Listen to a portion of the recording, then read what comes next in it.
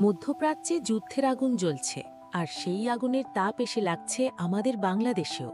পেট্রোলের লম্বা line, load shedding আর বাড়তে থাকা দ্রব্যমূল্য। এই সংকট আর কতদিন চলবে? চলতি বছরের ২৮ ফেব্রুয়ারি যুক্তরাষ্ট্র আর ইসরায়েল ইরানে যৌথ হামলা শুরু করে।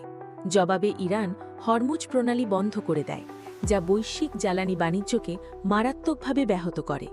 আর বিশ্বের মোট সমুদ্রপথে পরিবাহিত তেলের ১/৫ এই হরমুজ প্রণালী দিয়ে যায়। তাই প্রণালী বন্ধ মানেই বিশ্বজুড়ে জ্বালানি সংকট।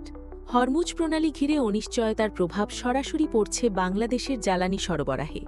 বিদ্যুৎ উৎপাদন ব্যাহত হয়ে লোডশেডিং বেড়ে গেছে, জনজীবন দুর্বিষহ হয়ে উঠেছে। গ্যাস ও তেলের ঘাটতির কারণে দেশের প্রায় ৫০% বিদ্যুৎ উৎপাদন ক্ষমতা অব্যবহৃত থাকছে এবং শিল্প উৎপাদন কমেছে প্রায় ৪০%।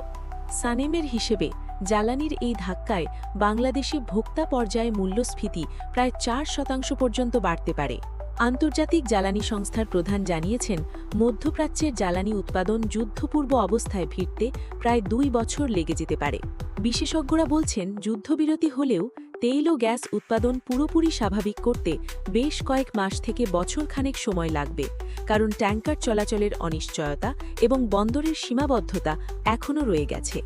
বিশেষজ্ঞরা জীবাশ্ম জ্বালানির ওপর নির্ভরতা কমিয়ে নবায়নযোগ্য জ্বালানিতে দ্রুত বিনিয়োগ বাড়ানোর পরামর্শ দিচ্ছেন।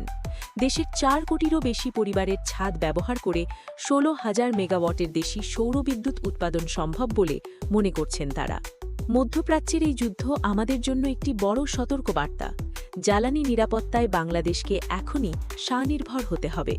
এই ভিডিওটি শেয়ার করুন, চ্যানেলটি সাবস্ক্রাইব করুন এবং কমেন্টে জানান আপনার এলাকায় লোডশেডিং কেমন চলছে।